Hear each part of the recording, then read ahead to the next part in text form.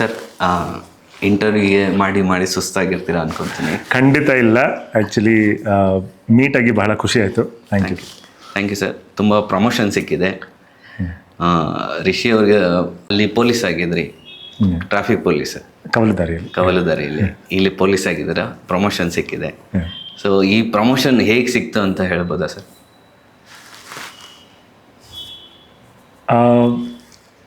ಅಂದರೆ ಅಲ್ಲಿ ಸಿನಿಮಾನಲ್ಲಿ ಪ್ರಮೋಷನ್ ಆ ಥರ ಆಗಿದ್ರೆ, ಇಲ್ಲಿ ಪೊಲೀಸ್ ಆಗಿದ್ದೀರಾ. ಓಕೆ ಯಾ ಅಂದರೆ ಅದೇ ಬೇರೆ ಕತೆ, ಇದೇ ಬೇರೆ ಕತೆ. ಅಲ್ಲಿ ಒಬ್ಬ ಟ್ರಾಫಿಕ್ ಪೊಲೀಸ್ ಇನ್ಸ್ಪೆಕ್ಟರ್ನ ಸಮಸ್ಯೆಗಳು, ಅವನ ಒಂದು ಕಾನ್ಫ್ಲಿಕ್ಟ್ಸ್ ಏನಿದೆ ಅವನ್ನೆಲ್ಲ ತೋರಿಸಿದ್ವಿ. ಈಗ ಇಲ್ಲಿ ಇದು ರುದ್ರನ ಪಾತ್ರ. ಇವನು SI ಆ್ಯಂಡ್ ಇವನ ಸಮಸ್ಯೆಗಳು, ಇವನಿಗೆ ಏನು ಬೇಕು ಜೀವನದಲ್ಲಿ, ಎಲ್ಲವೂ ಬಹಳ ಬೇರೆ ವಿಷಯಗಳು. ಸೊ ಹಾಗಾಗಿ ಐ ಥಿಂಕ್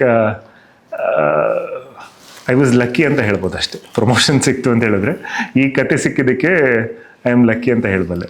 ರುದ್ರಗರಣ ಪುರಾಣದಲ್ಲಿ ಅಂದರೆ ಡಬಲ್ ಸ್ಟಾರಾ, ಸಿಂಗಲ್ ಸ್ಟಾರಾ, ಟ್ರಿಬಲ್ ಸ್ಟಾರಾ? ನೀವು ಡಬಲ್ ಸ್ಟಾರ್.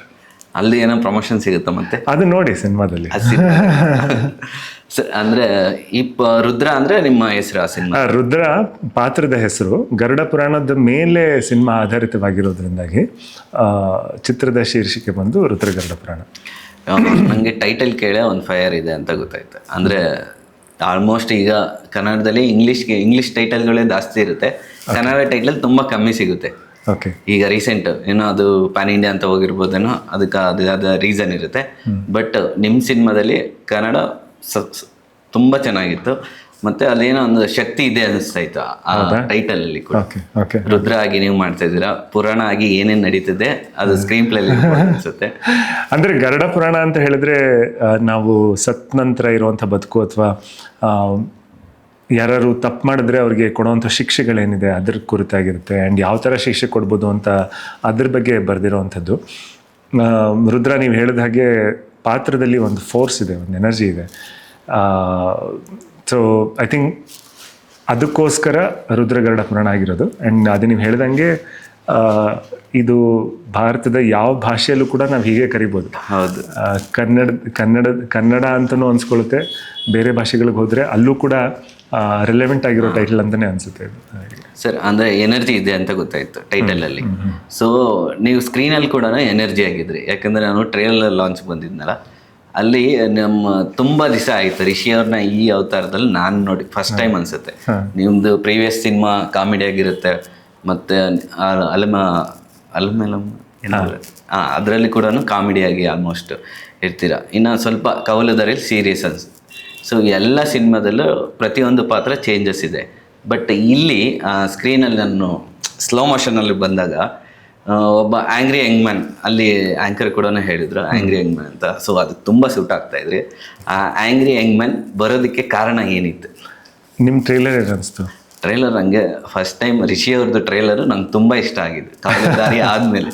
ಹೌದಾ? Thank you. ಅದಕ್ಕೋಸ್ಕರ ಹೌದು. ಅಂದರೆ ಲೈಕ್ ಐ ಸೆಡ್, ನಾನು ಹೇಳ್ದಂಗೆ ನನ್ನಿಂದಾಯಿತು, ನನ್ನಿಂದ ಅಂತಲ್ಲ. ಐ ಆಮ್ ಜಸ್ಟ್ ಲಕ್ಕಿ ಈ ಒಂದು ಸಿನಿಮಾ ಸಿಕ್ಕಿದ್ದಕ್ಕೆ. ಆ್ಯಂಡ್ ಮುಖ್ಯವಾಗಿ ನಿರ್ದೇಶಕರಾದಂಥ ನಂದೀಶ್ ಅವರು ಪಾತ್ರವನ್ನು ಡಿಸೈನ್ ಮಾಡಿದಾಗ ಈ ರೀತಿ ಅಂದ್ಕೊಂಡಿದ್ರು, ಈ ರೀತಿಯಾದಂಥ ಫೋರ್ಸ್ ಇರುವಂಥ ಒಂದು ಪಾತ್ರ ಅಂತ ಅವರು ಡಿಸೈನ್ ಮಾಡ್ಕೊಂಡಿದ್ದಾಗಿ ಅದಕ್ಕೆ ನಾನು ಜೀವ ತುಂಬಿದ್ದೀನಿ. ಅಷ್ಟು ಬಿಟ್ಟರೆ ನನ್ನಿಂದ ಏನೂ ಆಗಿಲ್ಲ. ಆ್ಯಂಡ್ ಅದನ್ನು ಟ್ರೈಲರ್ ಕಟ್ ಮಾಡಿದ್ದು ಕೂಡ ನಂದೀಶ್ ಸರೇ.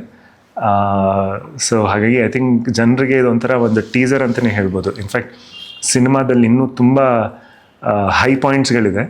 ಆ್ಯಂಡ್ ಅವನ್ನೆಲ್ಲ ಟ್ರೈಲರಲ್ಲೇ ತೋರಿಸಿ ಜಾಸ್ತಿ ಎಕ್ಸ್ಪೆಕ್ಟೇಷನ್ಸ್ ಇದಾಗೋದು ಬೇಡ. ಈ ಎಕ್ಸ್ಪೆಕ್ಟೇಷನಲ್ಲೇ ಬರಲಿ, ಸಿನಿಮಾ ಇನ್ನೂ ಡೆಲಿವರ್ ಮಾಡುತ್ತೆ ಅನ್ನೋ ಭರವಸೆನಲ್ಲಿ ಅವರು ಈ ರೀತಿ ಕಟ್ ಮಾಡಿರೋದು. ಆ್ಯಂಡ್ ಖಂಡಿತವಾಗ್ಲೂ ಸಿನಿಮಾ ನಿಮಗೆ ಟ್ರೈಲರ್ ನೋಡಿ ಇಷ್ಟ ಆಗಿದೆ ಅಂತಂದರೆ ಸಿನಿಮಾ ಖಂಡಿತವಾಗ್ಲೂ ನಿಮಗೆ ಇಷ್ಟ ಆಗುತ್ತೆ ಅನ್ನೋ ಒಂದು ಕಾನ್ಫಿಡೆನ್ಸ್ ಇದೆ. ನಂಗೆ ಟ್ರೈಲರ್ ನೋಡಿ ತುಂಬ ಇಷ್ಟ ಆಗಿದ್ದ ತಕ್ಷಣವೇ ಡಾಲಿ ಅವರು ಟ್ರೈಲರ್ ಲಾಂಚ್ ಅಂತ ಒಂದು ಬಿಟ್ಟು ಹೇಳಿದ್ರು. ನಾನು ಇಮಿಡಿಯೇಟ್ಲಿ ಆ ಟ್ರೈಲರ್ ಹೆಂಗು ಥಿಯೇಟ್ರಲ್ಲಿ ಇದ್ದಿದ್ನಲ್ಲ, ತುಂಬ ಇಷ್ಟ ಆಗಿದ್ನ ಕಟ್ ಮಾಡಿ ನಿಮ್ಗೆ ಟ್ಯಾಗ್ ಕೂಡ ಮಾಡಿದೆ, ನೀವು ಶೇರ್ ಕೂಡ ಮಾಡಿ. ಕರೆಕ್ಟ್. ಹೌದು. ಸೊ ಅದು ಅಂದರೆ ನಂಗೆ ತುಂಬ ಇಷ್ಟ ಆದಾಗ ಆ ಕೆಲಸ ಮಾಡ್ತೀನಿ, ಇಲ್ಲ ಅಂದರೆ ಆ ಕೆಲಸ ಮಾಡ್ತೀನಿ. Thank you sir. ಮತ್ತೆ ನಿಮ್ಮ ಟ್ರೈಲರ್ ಕೂಡ ನಿಮ್ಮ ತನ ಬಿಟ್ಟಿಲ್ಲ.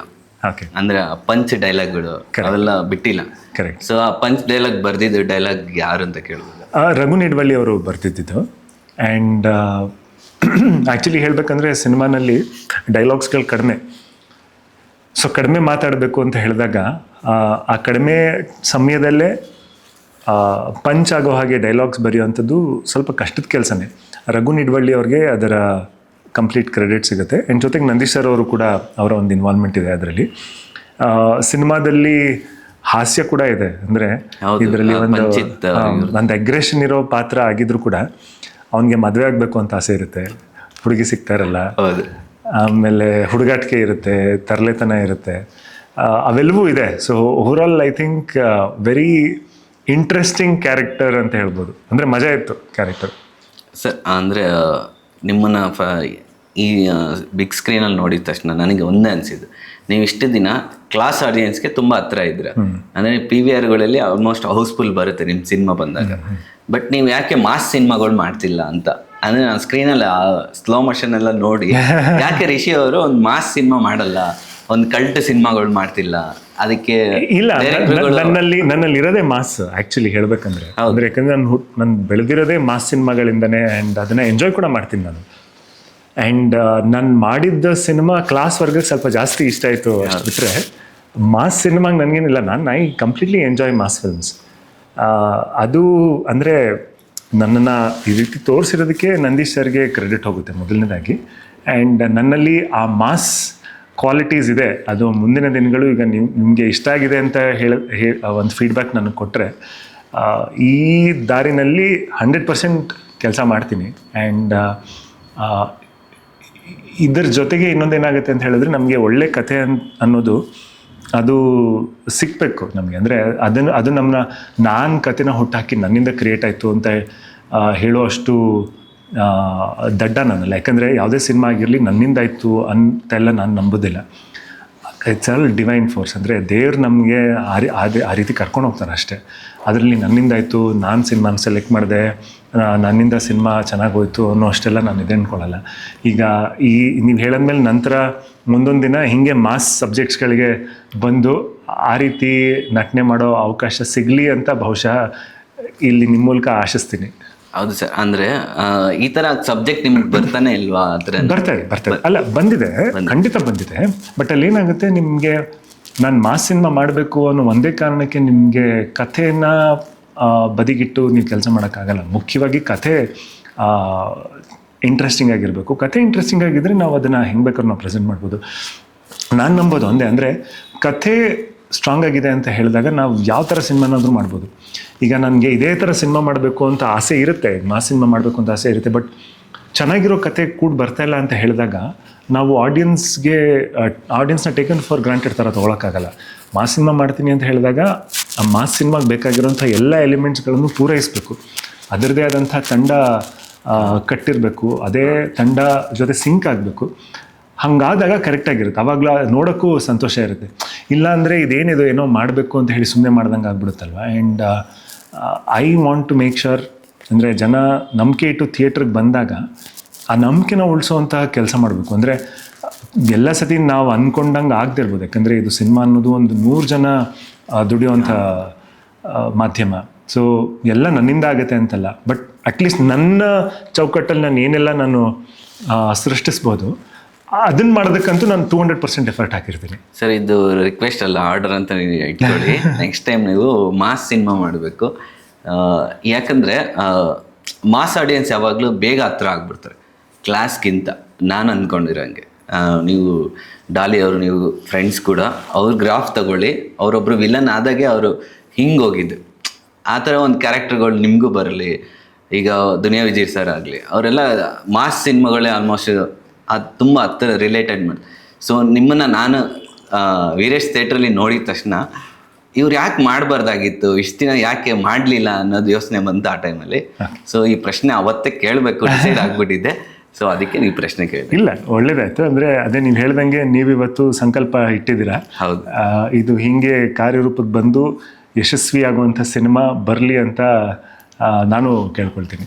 ಸೊ ಆ್ಯಂಗ್ರಿ ಯಂಗ್ ಮ್ಯಾನ್ ಅಂತ ಬಿರುದು ಬೇರೆ ತಗೊಂಡಿದ್ದೀರಾ ನೀವು. ಈಗ ಈ ಥರ ಒಂದು ಅಂದರೆ ಪೊಲೀಸ್ ಪಾತ್ರಕ್ಕೆ ಏನಾದರೂ ವರ್ಕ್ ಹಿಂದೆ ಅಂದರೆ ಪೊಲೀಸರ ಜೊತೆ ಮಾತುಕತೆ ಮಾಡಿದ್ರ, ಇಲ್ಲ ಯಾವುದೋ ಸಿನಿಮಾ ನೋಡಿ ಇನ್ಸ್ಪೈರ್ ಆಗಿದ್ರೆ ಆ ಥರದ್ದು ಏನಾದರೂ ಇದೆಯಾ ಸರ್ ಈ ಸಿನಿಮಾ? ಅಂದರೆ ನಾವು ದಿನನಿತ್ಯ ಜೀವನದಲ್ಲಿ ಎಲ್ಲ ತರಹದ ಜನರನ್ನು ಕೂಡ ನೋಡ್ತಾ ಇರ್ತೀವಿ ಅಲ್ವಾ. ಅಂದರೆ ಈಗ ಪೊಲೀಸವ್ರನ್ನ ನೋಡ್ತಾ ಇರ್ತೀವಿ, ಡಾಕ್ಟರ್ಸ್ಗಳನ್ನ ನೋಡ್ತಾ ಇರ್ತೀವಿ, ಲಾಯರ್ಸವ್ರನ್ನ ನೋಡ್ತಾ ಇರ್ತೀವಿ. ಸೊ ನಾವು ನಟರಾಗಿದ್ದಾಗ ನಾವು ಪ್ರತಿಯೊಬ್ಬ ವ್ಯಕ್ತಿನೂ ಭೇಟಿಯಾದಾಗ ನಮ್ಮಲ್ಲಿ ಇರೋವಂಥ ಒಂದು ಗುಣ ಏನು ಅಂತ ಹೇಳಿದ್ರೆ, ಯಾರನ್ನಾರು ಭೇಟಿಯಾದ ನಂತರ ಅವರಲ್ಲಿರುವಂಥ ಯಾವ್ದಾದ್ರು ಒಂದು ಗುಣನ ಅಟ್ಲೀಸ್ಟ್ ನೆನಪಲ್ಲಿ ಇಟ್ಕೊಂಡಿರ್ತೀವಿ.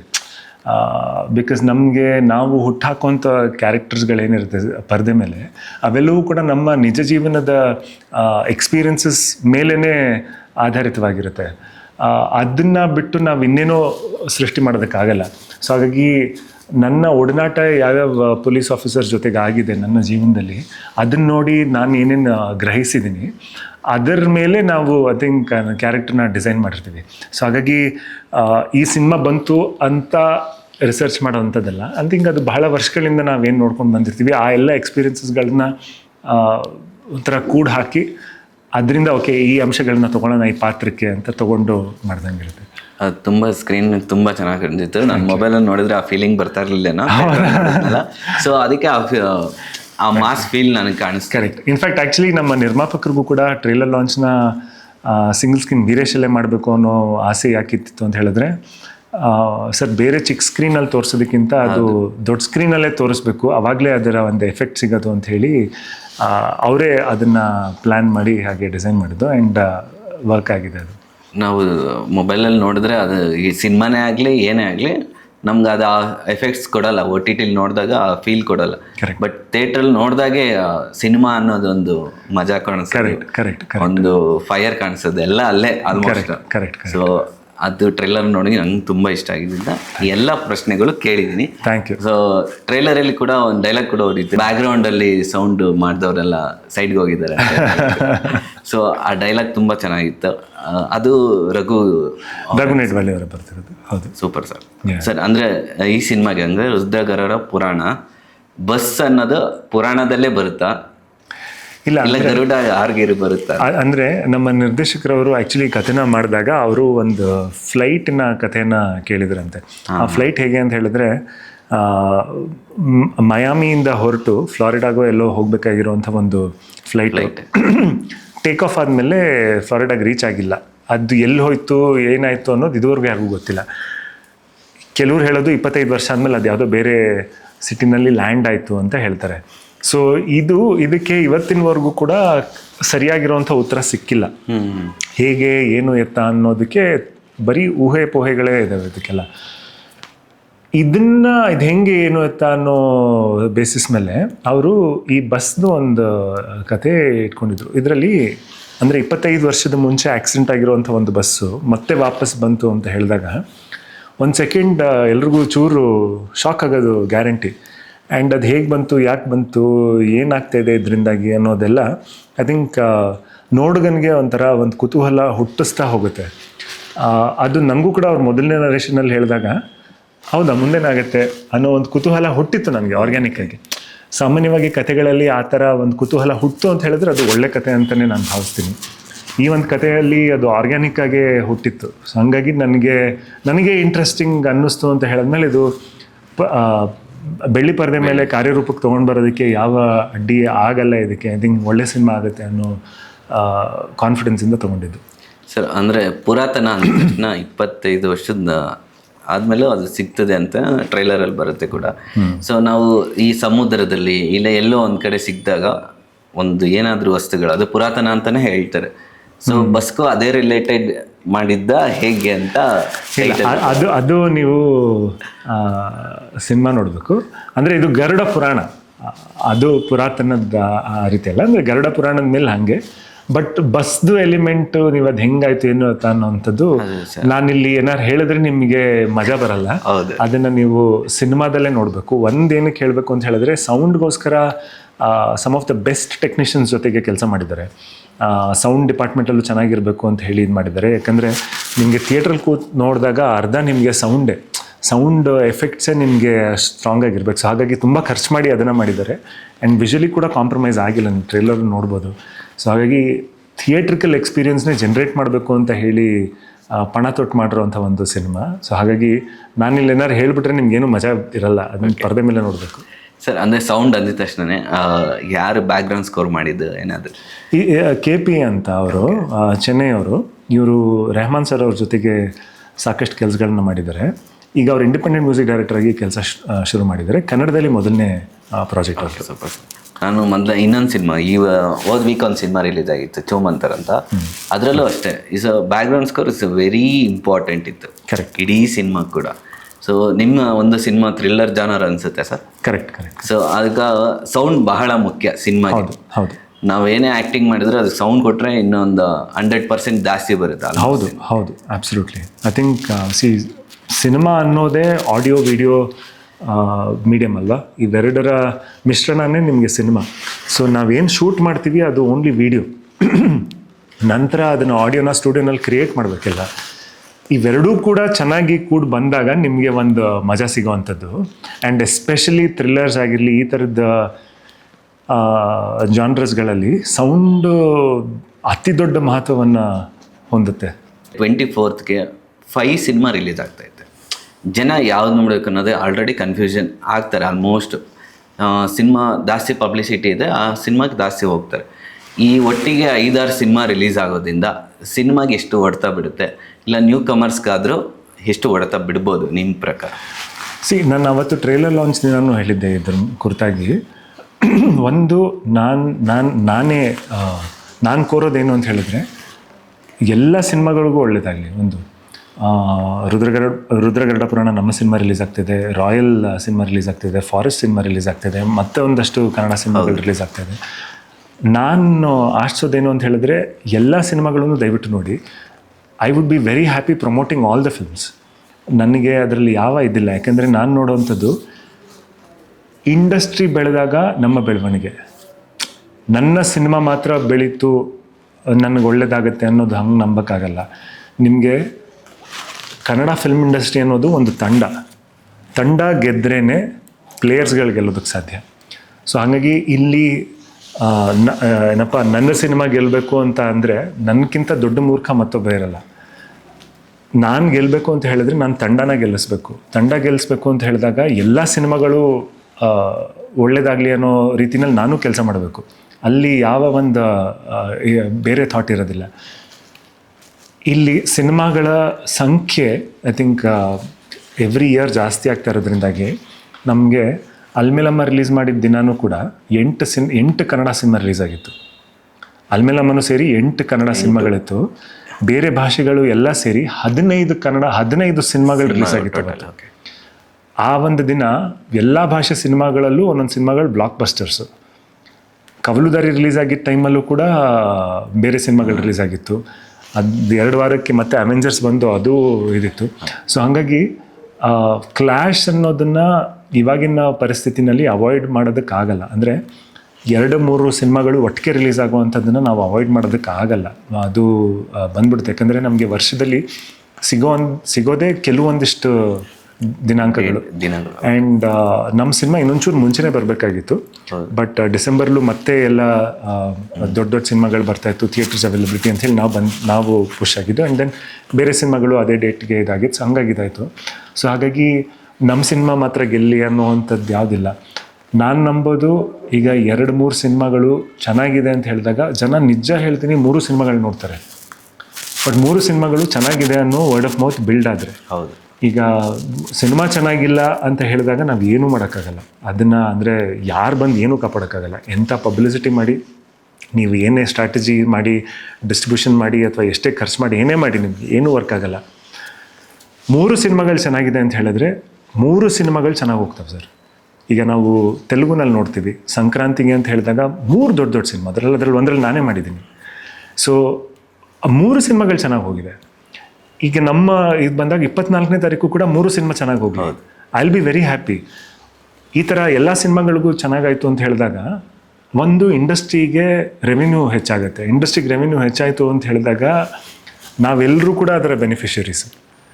ಸೊ ಗಿವನ್ ಅ ಚಾಯ್ಸ್, ಪ್ರತಿಯೊಬ್ಬರಿಗೂ ಕೂಡ ನಮ್ಮ ಸಿನಿಮಾನ ಸೋಲೋ ರಿಲೀಸ್ ಮಾಡಬೇಕು ಅಂತಲೇ ಆಸೆ ಇರುತ್ತೆ, ಇಲ್ಲ ಅಂತಿಲ್ಲ. ಬಟ್ ಆಗೇನಾಗುತ್ತೆ, ನಿರ್ಮಾಪಕರಿಗೂ ಕೂಡ ಪ್ರೆಷರ್ ಇರುತ್ತೆ, ಅವರ ಒಂದು ಇನ್ವೆಸ್ಟ್ಮೆಂಟ್ಸ್ ಏನಿದೆ ತೊಗೊಳ್ಬೇಕಾಗತ್ತೆ ಬೇಕಾ ಅನ್ನೋ ಪ್ರೆಷರ್ ಇರುತ್ತೆ. ಸೊ ಹಾಗಾಗಿ ಕೆಲವು ಸತಿ ಇದು ಅನಿವಾರ್ಯ ಆಗುತ್ತೆ. ಸೊ ಹಾಗಾಗಿ ಎಲ್ಲ ಸಿನಿಮಾಗಳು ವರ್ಕ್ ಆದರೆ ನಮ್ಗೆಲ್ರಿಗೂ ಒಳ್ಳೆಯದು. ಸೊ ಬ್ಯಾಕ್ ಟು ರುದ್ರಗರಾಣ ಪುರಾಣಕ್ಕೆ ಬರ್ತೀನಿ. ಬಸ್ಸಲ್ಲಿ ಶೈಕ್ಷಣಿಕ ಪ್ರವಾಸ ಅಂತ ಇರುತ್ತೆ. ಸೊ ಆ ಪ್ರವಾಸ ಹೇಗೆ ಹೇಳ್ತೀರಾ, ಏನಾದರೂ ಕ್ಲೂ ಕೊಡ್ಬೋದು? ಅದೇ ತುಂಬ ಇಂಟ್ರೆಸ್ಟಿಂಗ್ ಅನಿಸ್ತು. ಅದು 25 ವರ್ಷದ ಮುಂಚೆ ಆಕ್ಸಿಡೆಂಟ್ ಆಗಿರೋ ಬಸ್ ಅಂತ ಹೇಳಿದ್ನಲ್ಲ. ಸೊ ಆ ಬಸ್ಸಿನ ಬಗ್ಗೆ ನಿಗೂಢತೆ ಏನಿದೆ ಅದು ಹಾಗೇ ಇರಲಿ. ಯಾಕೆಂದರೆ ನಾನು ಏನೇ ಹೇಳಿದ್ರು ಕೂಡ ನೀವು ಸಿನಿಮಾ ನೋಡ್ತಾ ಇರ್ಬೇಕಾದ್ರೆ ನಿಮ್ಮ ಒಂದು ಕಲ್ಪನೆ ಬೇರೆ ದಾರಿನಲ್ಲಿ ಹೋಗೋದು ಬೇಡ. ಸೊ ಸಿನಿಮಾ ಎನಿವೇ ಇನ್ನೊಂದು 3 ದಿನ, ಈಗ ನಾವು 21ನೇ ತಾರೀಕಿಗೆ ಪ್ರೀಮಿಯರ್ ಕೂಡ ಓಪನ್ ಮಾಡ್ತಾ ಇದ್ದೀವಿ. ಸೊ ಇನ್ನೊಂದು 2 ದಿನ. ನಂಗೆ ಗೊತ್ತೇ ನೀವು ಹೇಳಲ್ಲ ಅಂತ, ಈ ಲೈನ್ ಹೇಳೋಣ ಅಂತ ಗೊತ್ತಿತ್ತು, ಅದಕ್ಕೆ ಕೇಳಿದ್ದೆ. ಬಟ್ ನೆಕ್ಸ್ಟ್ ಕ್ವಶನ್ ಏನಂದ್ರೆ, ನಿಮ್ಮ ಅದೊಂದು ಪ್ರವಾಸದಲ್ಲಿ ಒಂದು ಚಿಕ್ಕದ ಯಾವ್ದಾನ ಒಂದು ಘಟನೆ ನಡೆದಿದ್ದು ಏನಾದರೂ? ಸರ್ ಆ್ಯಕ್ಚುಲಿ 5ನೇ ಕ್ಲಾಸಲ್ಲಿ ನಾನು ಇದೆಲ್ಲೂ ಹೇಳಿಲ್ಲ. 5ನೇ ಕ್ಲಾಸಲ್ಲಿ ನಾವು ನಾನು ಓದಿದ್ದೆಲ್ಲ ಮೈಸೂರಲ್ಲಿ ಕುಂತಿ ಬೆಟ್ಟಕ್ಕೆ ಹೋಗಿದ್ವಿ. ಅಲ್ಲಿ ನಮ್ಮ ಸ್ಕೂಲ್ ಟ್ರಿಪ್ ಅದು. ಕುಂತಿ ಬೆಟ್ಟಕ್ಕೆ ಹೋದ್ವಿ, ಟ್ರೆಕ್ಕಿಂಗ್ ಎಲ್ಲ ಮಾಡಿದ್ವಿ. ಬೆಟ್ಟದಿಂದ ಇಳಿದು ಬಂದ ಮೇಲೆ ಕೈಯೆಲ್ಲ ಗಲೀಜಾಗಿತ್ತು. ನಾವಿನ್ನೂ 5th ಸ್ಟ್ಯಾಂಡರ್ಡ್ ಅಲ್ವಾ. ಸೊ ಕೈ ತೊಳ್ಕೊಳ್ಳೋಣ ಅಂಥೇಳಿ ಒಂದು ಚಿಕ್ಕ ಪಾಂಡ್ ಇತ್ತು. ಆ ಪಾಂಡ್ಗೆ ಹೋಗಿ ಕೈ ತೊಳ್ಕೊಳ್ತಾ ಇದ್ವಿ. ಬಟ್ ನಾವೇನು ನಿಂತಿದ್ವಿ, ಒಂದು ಚಿಕ್ಕ ಬಂಡೆ ಮೇಲೆ ನಿಂತಿದ್ವಿ. ಅದ್ರ ಮೇಲೆ ಪಾಚಿ ಇತ್ತು. ನನ್ನ ಪಕ್ಕದಲ್ಲಿರೋ ಒಂದು ಪಪ್ಪ ಪಾಚಿ ಮೇಲೆ ನಿಂತ್ಕೊಂಡಿದ್ದ. ಅವನು ಬ್ಯಾಲೆನ್ಸ್ ತಪ್ಪಿರೋ ಹಾಗೆ ಅವನೇನು ಮಾಡ್ದ, ಗ್ರಿಪ್ಪಿಗೆ ನನ್ನ ಇಟ್ಕೊಳ್ಳೋಕೆ ಹೋದ. ಅವನು ಅಲ್ಲೇ ಬಿದ್ದ, ನನ್ನ ತಳ್ಬಿಟ್ಟ. ಅಂದರೆ ಬೈ ಮಿಸ್ಟೇಕ್, ಅದು ಬೇಕಂತಲ್ಲ. ನನಗೆ ಸ್ವಿಮ್ಮಿಂಗ್ ಗೊತ್ತಿಲ್ಲ. ಸೊ ನಂದೇನಾಗಿದೆ, ಒಂಚೂರು ದೂರ ಹೊರಟೋಗಿದ್ದೀನಿ. ಯಾರೂ ನನ್ನ ಹಿಡ್ಕೊಳ್ಳೋ ಅಂಥ ಹತ್ತಿರದಲ್ಲಿ ಇರಲಿಲ್ಲ. ಸೊ ನಾನು ಆ್ಯಕ್ಚುಲಿ ಅವಾಗ ಸ್ವಿಮ್ಮಿಂಗ್ ಗೊತ್ತಿಲ್ಲದೆ ಇನ್ನೇನು ಒಂದು ದೊಡ್ಡ ದುರಂತ ನಡಿಬೇಕು ಅನ್ನೋ ಸಂದರ್ಭ. ಆವಾಗ ನನಗಿನ್ನೂ ನೆನಪಿದೆ ಆ ಕ್ಷಣ. ಆವಾಗ ನಮ್ಮ ಇಂಗ್ಲೀಷ್ ಟೀಚರ್ ಅವರು, ಪ್ಯಾನ್ಸಿ ಮ್ಯಾಮ್ ಅಂತ, ನಮ್ಮ ಸೆಂಟ್ ಜೋಸೆಫ್ ಸ್ಕೂಲಲ್ಲಿ, ಅವರು ಆ ಮೊಮೆಂಟಲ್ಲಿ ತಮ್ಮ ಇಂಟೆಲಿಜೆನ್ಸ್ನ ಉಪಯೋಗಿಸಿ ಅವರ ಸ್ವೆಟರ್ನ ತೆಗೆದು, ಅದಾದಮೇಲೆ ಅವರ ದುಪ್ಪಟ್ಟನ್ನು ತೆಗೆದು ಎರಡನ್ನೂ ಕಟ್ಟಿ ತಳ್ಳಿ ನನ್ನನ್ನು ಹೇಳ್ಕೊಳ್ಳೋದಕ್ಕೆ ಪ್ರಯತ್ನಪಟ್ಟು ನನ್ನ ಆಚೆ ಕರ್ಕೊಂಡ್ರು. ಸೊ ನನ್ನ ಲೈಫ್ನಲ್ಲಿ ನಡೆದಿರುವಂಥ ಒಂದು ದುರಂತ. ಕರೆಕ್ಟಾಗಿ ಗೆಸ್ ಮಾಡ್ಕೊಂಡಿದ್ದೆ. ಏನಾದರೂ ಹೇಳ್ತಾರೆ ಸರ್? ಈಗ ರುದ್ರಗರಾಣ ಪುರಾತನ ಅಂತ ಇದೆಯಲ್ಲ, ಈ ಪುರಾಣಗೂ ಮತ್ತು ಆತ್ಮಗೂ ಏನಾದರೂ ಲಿಂಕ್ ಇದೆಯಾ ಸಿನಿಮಾದಲ್ಲಿ? ಗರುಡ ಪುರಾಣ ಅಂತ ಹೇಳ್ತಿರಂಗೆ ನಿಮಗೆ ಅದರಲ್ಲಿ ಸಾವು, ಇನ್ನೊಂದು ಇಂಟ್ರೆಸ್ಟಿಂಗ್ ಅಂದ್ರೆ ಅಲ್ಲಿ ಮ್ಯಾಜಿಕ್, ಬ್ಲ್ಯಾಕ್ ಮ್ಯಾಜಿಕ್ ಅದೆಲ್ಲ ಏನೋ ಬರ್ತಿತ್ತು. ಅದ್ರ ಬಗ್ಗೆ ಏನಾದ್ರು ಕ್ಲೂ ಕೊಡ್ಬೋದು ನಮಗೆ? ಅಂದ್ರೆ ನಿಮ್ಮ ಸಿನಿಮಾ ಇವಾಗ ಅಂದ್ರೆ ಒಂದೇನು ಅಂತ ಹೇಳಿದ್ರೆ, ಈಗ ರುದ್ರನಿಗೆ ಅವನಿಗೆ ಸಿಕ್ಕಿರೋಂಥ ಕೇಸ್ನ ಅವನು ಸಾಲ್ವ್ ಮಾಡಬೇಕಲ್ಲ. ಈಗ ನೀವು ಯಾವ್ದಾದ್ರು ಒಂದು ಕೇಸ್ನ ಬಗೆಹರಿಸ್ಬೇಕು ಅಂತ ಹೇಳಿದಾಗ ನೀವು ಯಾರನ್ನಾರು ಸಸ್ಪೆಕ್ಟ್ ಯಾರು ಅಂತ ನೀವು ಫಸ್ಟ್ ನೋಡಿ, ಆ ಸಸ್ಪೆಕ್ಟ್ಸ್ ಯಾರನ್ನ ಅಂತ ಅವ್ರ ಮೇಲೆ ನೀವು ಇನ್ವೆಸ್ಟಿಗೇಟ್ ಮಾಡೋದಕ್ಕೆ ಸ್ಟಾರ್ಟ್ ಮಾಡ್ತೀರಾ. ಬಟ್ ಇವಾಗ ನೀವು ಕೇಸ್ನ ಇನ್ವೆಸ್ಟಿಗೇಟ್ ಮಾಡಬೇಕಾಗಿರುವಂಥದ್ದು ಕಣ್ಣಿಗೆ ಕಾಣದೇ ಇರುವಂಥ ಶಕ್ತಿಗಳು. ಈ ಥರದ್ದು ಆದಾಗ ನೀವು ಯಾರನ್ನ ಸಸ್ಪೆಕ್ಟಾಗಿ ಇಟ್ಕೊಳ್ತೀರಾ? ಹೆಂಗೆ ಹೋಗ್ತೀರಾ? ಯಾವ ಹಾದಿನಲ್ಲಿ ಹೋಗ್ತೀರಾ? ನಿಮಗೆ ಏನೂ ಗೊತ್ತಾಗಲ್ಲ ಇವೆಲ್ಲ. ಅಂದರೆ ನಮ್ಮ ಈ ಫಿಸಿಕಲ್ ವರ್ಲ್ಡಿನ ಬಿಟ್ಟು ಬೇರೆ ಒಂದು ಜಗತ್ತಲ್ಲಿ ಇರುತ್ತೆ ಅಂತ ಹೇಳಿದಾಗ ನಾವು ಏನನ್ನು ಎಕ್ಸ್ಪೆಕ್ಟ್ ಮಾಡೋದಕ್ಕಾಗಲ್ಲ. ಸೊ ಹಾಗಾಗಿ ಇರುತ್ತೆ ಸ್ಕ್ರೀನ್ ಪ್ಲೇ ಅಂದರೆ. ಸ್ಕ್ರೀನ್ ಪ್ಲೇ ಕೂಡ ಆ ಥರ ಇರುತ್ತೆ ಅಂತ. ಸ್ಕ್ರೀನ್ ಪ್ಲೇ ಸ್ವಲ್ಪ ಸ್ಟ್ರೈಟ್ ಫಾರ್ವರ್ಡಾಗೆ ಇರುತ್ತೆ. ಬಟ್ ಇರೋ ಸಮಸ್ಯೆಗಳು ನಮ್ಮ ಕಲ್ಪನೆಗೂ ಮೀರಿರುವಂಥ ಸಮಸ್ಯೆಗಳು. ಸೊ ಹಾಗಾಗಿ ಆ ವಿಷಯಗಳು ಐ ಥಿಂಕ್ ಸಿನಿಮಾನಲ್ಲಿ ಬರುತ್ತೆ. ಸೊ ಹಾಗಾಗಿ ಟ್ರೈಲರಲ್ಲಿದೆ. ನನಗೆ ಟ್ರೈಲರ್ ನೋಡಿ ಎಷ್ಟೊಂದು ಅಂದರೆ ಏನೇನು ಕೇಳಬೇಕು ಅಂತ ತುಂಬಾ ಆಸೆ. ಅಂದರೆ ಈ ಒಂದು ಸಿನಿಮಾದಲ್ಲಿ ಒಂದು ಲವ್ ಸ್ಟೋರಿ ಆದರೆ ಲವ್ ಬಗ್ಗೆನೇ ಕೇಳ್ತಾ ಇರ್ಬೋದು. ಬಟ್ ನಿಮ್ಮ ಸಿನಿಮಾ ಹಂಗಲ್ಲ. ಬಸ್ ಬರುತ್ತೆ, ಪೊಲೀಸು, ಈ ಆತ್ಮ ಏನು ಬಲಿದಾನ ಅದೆಲ್ಲ ಬರ್ತಾನೆ ಇರುತ್ತೆ ಈ ಟ್ರೈಲರಲ್ಲಿ. ಅಂದರೆ ಒಂದು ಲೇಯರ್ ಮೇಲೆ ಆಟಾಡಿಲ್ಲ, ಸಿಕ್ಕಾಬಿಟ್ಟೆ ಆಟಾಡ್ಬಿಟ್ಟವ್ರೆ ಡೈರೆಕ್ಟ್ರು ಅನಿಸುತ್ತೆ.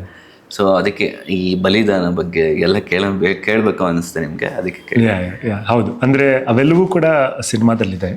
ಆ್ಯಂಡ್ ನೀವು ನೋಡ್ದಂಗೆ ಅಂದರೆ ಸಾಕಷ್ಟು ಎಲಿಮೆಂಟ್ಸ್ ಇದೆ. ಹೌದು. ಇದನ್ನು ನೀವು ಐ ಥಿಂಕ್ ಟ್ರೈಲರಲ್ಲಿ ಲೈಕ್ ಐ ಸೆಡ್ ಎಲ್ಲ ವಿಷಯಗಳನ್ನು ನಾವು ಹೇಳೋಕ್ಕಾಗಲ್ಲ. ಆ್ಯಂಡ್ ಹೇಳೂ ಇಲ್ಲ. ಕೆಲವರು ಟ್ರೈಲರ್ ನೋಡ್ಬಿಟ್ಟು ಓಕೆ ಕತೆ ಗೊತ್ತಾಗೋಯ್ತು ನನಗೆ ಅಂದ್ಕೊಳ್ತಾರೆ. ಖಂಡಿತ ಇಲ್ಲ. ನೀವು ಯಾರೂ ಕತೆನ ಎಕ್ಸ್ಪೆಕ್ಟು ಮಾಡಿರೋದಿಲ್ಲ. ಸೊ ಹಾಗಾಗಿ ಐ ಥಿಂಕ್ ಯಾವ ಎಕ್ಸ್ಪೆಕ್ಟೇಷನು ಇಲ್ಲದೆ ನೋಡಿ ಸಿನಿಮಾ. ಆ್ಯಂಡ್ ಒಂದು ಒಳ್ಳೆ ಅಂದರೆ ಒಂದು ಎಂಗೇಜಿಂಗ್ ವಾಚ್ ಆಗುತ್ತೆ ಅನ್ನೋದಂತೂ ನಾನು ನಿಮಗೆ ಗ್ಯಾರಂಟಿ ಕೊಡ್ತೀನಿ. Thank you sir. ಇಷ್ಟೊತ್ತು ನಾನು ಟೈಮ್ ಕೊಟ್ಟಿದ್ದಕ್ಕೆ. ಇದೇ 24th ಜಾನ್ಗೆ ರಿಲೀಸ್ ಆಗ್ತೈತೆ. ನಿಮಗೆ ಇಷ್ಟಪಡಿಯೋಂಥ ಒಂದು ಕ್ಲಾಸ್ ಆಡಿಯನ್ಸ್ ಒಂದು ವರ್ಗನೇ ಇದೆ. ನೆಕ್ಸ್ಟ್ ಮಾಸ್ ಸಿನಿಮಾಗೂ ಬರ್ತೀರಾ ಅಂತ ಇದೆ. ಮಾಸ್ ಇದೆಯಲ್ಲ ಈಗ ಮಾಸ್ ಕೂಡ ಇದೆ. ಸೊ ಆ ಆಡಿಯನ್ಸ್ಗೆ ಏನು ಹೇಳಕ್ಕೆ ಇಷ್ಟಪಡ್ತೀರಾ? ಇಲ್ಲ ಅಂದರೆ ಮಾಸ್ ಆಡಿಯನ್ಸ್ ಅಂತ ಏನಲ್ಲ. ಇವಾಗಲೂ ಫಾರ್ ಎಕ್ಸಾಂಪಲ್ ನಾನು ಎಲ್ಲೇ ಹೋದರೂ ಕೂಡ, ಯಾವುದೇ ಹಳ್ಳಿ ಯಾವುದೇ ಇದಕ್ಕೆ ಹೋಗಿ ಎಲ್ಲೇ ಹೋದರೂ ಕೂಡ ಅಲ್ಮೇಲಮ್ಮ ನೋಡಿದ್ದಾರೆ, ಕವಲುದಾರಿ ನೋಡಿದ್ದಾರೆ, ನಾನು ಬೇರೆ ಮಾಡಿರೋ ಸಿನಿಮಾಗಳನ್ನು ನೋಡಿದ್ದಾರೆ. ಅಂದರೆ ಕೆಲವು ಸತಿ ಥಿಯೇಟ್ರಲ್ಲಿ ನೋಡಿರೋದಿಲ್ಲ, ಬಟ್ ಹೌದು ಟಿ ವಿನಲ್ಲಿ ನೋಡಿರ್ತಾರೆ, ಇಲ್ಲ ಫೋನಲ್ಲಿ ಹೇಳ್ತೀನಿ. ನಾನು ನಿಮ್ಗೆ ನಿಜ ಹೇಳ್ತೀನಿ, ಅಲ್ಮೇಲಮ್ಮ ಅದನ್ನ OTT ನೋಡಿದ್ವಿ. ಸೊ ಹಾಗೆ ಅಂದರೆ ಈ ರೀತಿ OTTನಲ್ಲಿ ಅಥವಾ ಕೆಲವರು ಇನ್ನೂ ವಾಟ್ಸಪ್, ಟೆಲಿಗ್ರಾಮಲ್ಲೋ ಮತ್ತೊಂದೆಲ್ಲ ನೋಡಿರ್ತಾರೆ. ಸೊ ಯಾವುದೇ ಒಂದು ಸಿನಿಮಾ ಒಳ್ಳೆ ಸಿನಿಮಾ, ಹಿಟ್ಟಾಗಿರೋ ಸಿನಿಮಾ ಅಂತ ಹೇಳಿದ್ರೆ ಅದನ್ನು ಜನರು ನೋಡಿರ್ತಾರೆ. ಬಟ್ ಕಲಾವಿದರಾಗಿ ನಾವು ಉಳಿಬೇಕು ಅಥವಾ ನಮಗೆ ಸಹಾಯ ಆಗಬೇಕು ಅನ್ನೋದಾಯಿತು ಅಂತ ಹೇಳಿದ್ರೆ ಜನ ಥಿಯೇಟ್ರಲ್ಲಿ ನೋಡಿದ್ರೆ ನಮಗೆ ಉಪಯೋಗ. ಯಾಕೆಂದರೆ ನಮಗೆ ಮುಂದಿನ ಸಿನಿಮಾಗಳು ಮಾಡೋದಕ್ಕೆ ಒಂದು ಸ್ವಲ್ಪ ನಮಗೆ ಶಕ್ತಿ ಸಿಗೋದು ಜನ ಥಿಯೇಟ್ರಲ್ಲಿ ನೋಡಿದ್ರೆ ಮಾತ್ರ, ಅಥವಾ OTTನಲ್ಲಿ ನೋಡಿದ್ರೆ. ಬಟ್ OTTಗಿಂತ ಜಾಸ್ತಿ ನಮಗೆ ಇವಾಗ ಥಿಯೇಟ್ರೇ ಬಹಳ ಮುಖ್ಯ. ಥಿಯೇಟ್ರಲ್ಲಿ ನೋಡಿದ್ರೆ ಬಹಳ ಮುಖ್ಯ. ಎಸ್ಪೆಷಲಿ ಕನ್ನಡ ಚಿತ್ರರಂಗ ಇವಾಗಿರುವಂಥ ಪರಿಸ್ಥಿತಿಲಿ ನೋಡಿದಂಗೆ ಥಿಯೇಟ್ರಲ್ಲೇ ನೋಡಬೇಕು. ಸೊ ಅದೊಂದು ನಾನು ಕೇಳ್ಕೊಳ್ತೀನಿ. ಆ್ಯಂಡ್ ಮಾಸ್ವರ್ಗೂ ಕೂಡ ಆಲ್ರೆಡಿ ಅದು ರೀಚ್ ಆಗಿದೆ, ಬಟ್ ಬೇರೆ ಮೂಲಕ ಹೋಗಿದೆ. ಈ ಸತಿ ಥಿಯೇಟ್ರಲ್ಲೇ ಬಂದು ನೋಡಲಿ, ಖಂಡಿತವಾಗ್ಲೂ ಸಿನಿಮಾ ಇಷ್ಟ ಆಗುತ್ತೆ ಅನ್ನೋ ಒಂದು ಭರವಸೆ ಅಂತೂ ನಾನು ನೀಡ್ತೀನಿ. ಅದರಲ್ಲಿ ಯಾವ ಸಂಶಯ ಇಲ್ಲ. ಆ್ಯಂಡ್ ಎಲ್ಲೂ ಕಾಂಪ್ರಮೈಸ್ ಆಗಿಲ್ಲ. ಚಿತ್ರತಂಡದವ್ರು ಎಲ್ಲನೂ ತುಂಬ ಚೆನ್ನಾಗಿ ಖರ್ಚು ಮಾಡುವಂಥ ಸಿನಿಮಾ. ನಮ್ಮ ನಿರ್ಮಾಪಕರು ಲೋಹಿತ್ ಸರ್ ಅವರು, ನಿರ್ದೇಶಕರು ನಂದೀಶ್ ಅವರು ಎಲ್ಲೂ ಕಾಂಪ್ರಮೈಸ್ ಆಗಿಲ್ಲ. ಆ್ಯಂಡ್ ಇವತ್ತು ನಾನೊಬ್ಬ ಕೂತ್ಕೊಂಡು ಮಾತಾಡ್ತಾ ಇದ್ದೀನಿ ಆ್ಯಕ್ಚುಲಿ, ಬಟ್ ಚಿತ್ರತಂಡದಲ್ಲಿ ಸುಮಾರು ಜನ ಅದ್ಭುತವಾದಂಥ ನಟರು ಕೆಲಸ ಮಾಡಿದ್ದಾರೆ, ಅದ್ಭುತವಾದಂಥ ಟೆಕ್ನಿಷಿಯನ್ಸ್ ಕೆಲಸ ಮಾಡಿದ್ದಾರೆ. ಅಂದರೆ ಅವರೆಲ್ಲರ ಪರವಾಗಿ ನಾನು ಮಾತಾಡ್ತಾ ಇರೋಂಥದ್ದು, ಇದು ನಾನೊಬ್ಬ ಇದು ಅಂತಲ್ಲ. ಸೊ ಹಾಗಾಗಿ ದಯವಿಟ್ಟು ಥಿಯೇಟರ್ಸಲ್ಲೇ ನೋಡಲಿ ಅಂತ ಕೇಳ್ಕೊಳ್ತೀನಿ. Thank you sir, thank you so much. And mister D ಪಿಕ್ಚರ್ಸ್ನ ಯಾವಾಗಲೂ ನೋಡ್ತಾ ಇದ್ದೆ. ಆ ಡಿಯ ಹಿಂದೆ ಇರುವಂಥ ವ್ಯಕ್ತಿ ಯಾರು ಅಂತ ಇವತ್ತು ನಿಮ್ಮನ್ನ ಭೇಟಿಯಾಗಿ ಖುಷಿ ಆಯಿತು. ಆ್ಯಂಡ್ ಒಂದು ಚಾನೆಲ್ನ ಓಪನ್ ಮಾಡಿ ಇಷ್ಟು ಯಶಸ್ವಿಯಾಗಿ ನೀವು ಅದನ್ನು ಬೆಳೆಸಿರೋದಕ್ಕೆ ನೀವು ಬಹಳಷ್ಟು ಜನರಿಗೆ ಮಾದರಿಯಾಗಿ ಸ್ಫೂರ್ತಿಯನ್ನು ನೀಡಿದ್ದೀರಾ. ನಿಮಗೆ ಥ್ಯಾಂಕ್ ಯು ಸರ್. ಇನ್ನೊಂದು ಕಂಗ್ರಾಟ್ಸ್ ಹೇಳಬೇಕು. ಮಹಾಲಕ್ಷ್ಮಿ ಕೂಡ ಬಂದಿದ್ದಾರೆ. ಮಹಾಲಕ್ಷ್ಮಿ ಬಂದಿರೋ ಕಾರಣ ರುದ್ರ ಪುರಾಣದನ್ನು ಸಾಕಾದಾಗಿ ಮಹಾಲಕ್ಷ್ಮಿ ಮನೆಗೆ ಸಿಕ್ಕಾಪಟ್ಟೆ ಬರ್ತಾರೆ ಅಂತ ನನ್ನ ಅನಿಸಿಕೆ ಕೂಡ ಇದೆ. ನಿಮ್ಮ ಆಶೀರ್ವಾದ. Thank you. ಥ್ಯಾಂಕ್ಸ್.